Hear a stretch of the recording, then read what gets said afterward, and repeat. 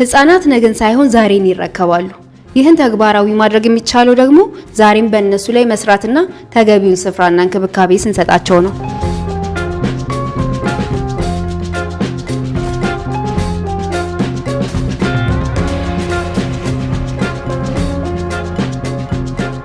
መሬት የሰጡትን እንደሚያበቅል ሁሉ የህፃናት ማዕምሮ እንደዛው ነው።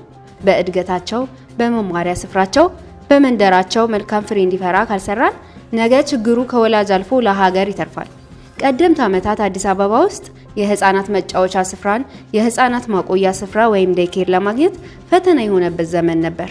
ያ ሊያበቃም ህፃናቱ የሚገባቸውን ስፍራና እንክብካቤ ያገኙ ዘንድም ስራው ተጀምሯል።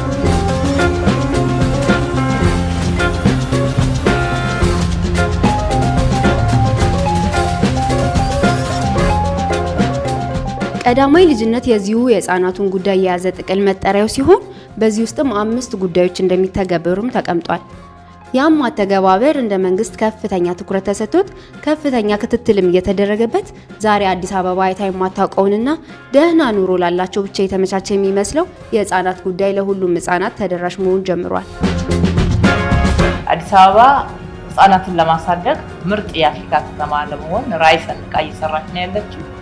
ይህ ፕሮግራም የሚያካትተው ከጽንስ እስከ 6 ዓመት ድረስ ያሉትን ህፃናት ነው። በጥቅሉ ስናየው የወላጅ ፍቅር፣ የመጫወቻ ቦታዎችን፣ የመዋያ ቦታዎችን፣ የጤና እንክብካቤ፣ የቅድመ መደበኛ ትምህርት፣ አመጋገብ እነኚህ ሁሉ የሚያካትት ነው የሚሆነው።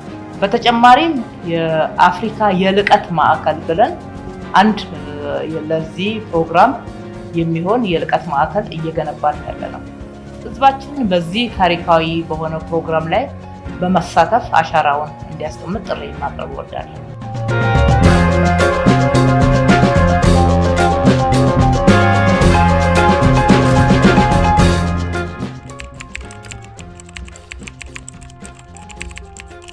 የከተማዋ እምብርት የበርካታ ዲፕሎማት መዘዋወሪያ መቀመጫም የሆነችው ቂርቆስ ክፍለ ከተማ ሁሉን አቀፍ ለውጥ ላይ ትገኛለች። የዚሁ አካሄድ መርሆም ቂርቆስ የአዲስ ፈርጥ ይሰኛል። ይህ የአዲስ ፈርጥነት ጉዞ ከተጀመረ 1 ዓመት አስቆጥሯል።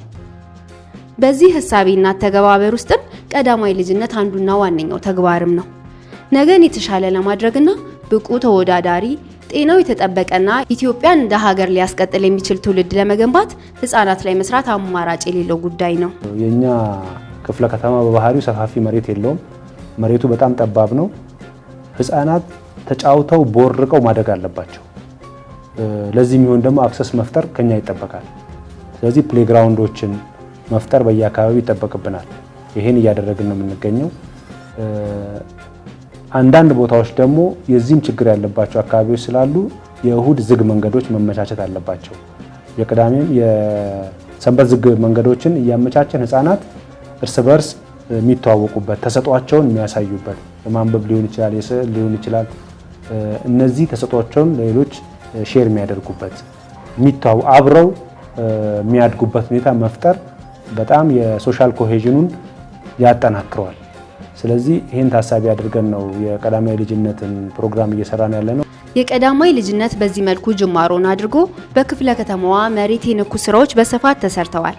አጠቃላይ ይህ ፕሮግራም 9 ተግባሮችን ይዞ የሚንቀሳቀስ ሲሆን በክፍለ ከተማ ደረጃ 5ቱ ተግባራዊ መሆን ጀምረዋል፣ ፍሬያማም ሆነዋል።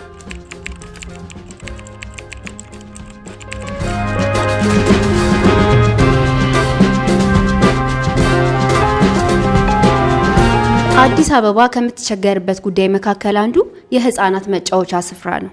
ይህ ደግሞ ህፃናትን ለስነ ልቦና ላልዳበረ አካልና ብቁ አእምሮ እንዳይኖራቸው የራሱን መጥፎ አሻራ አስቀምጧል። ይህ ችግር ለአንዴና ለመጨረሻ ጊዜ እንዲያበቃ ስራው በሰፊው ተጀምሯል።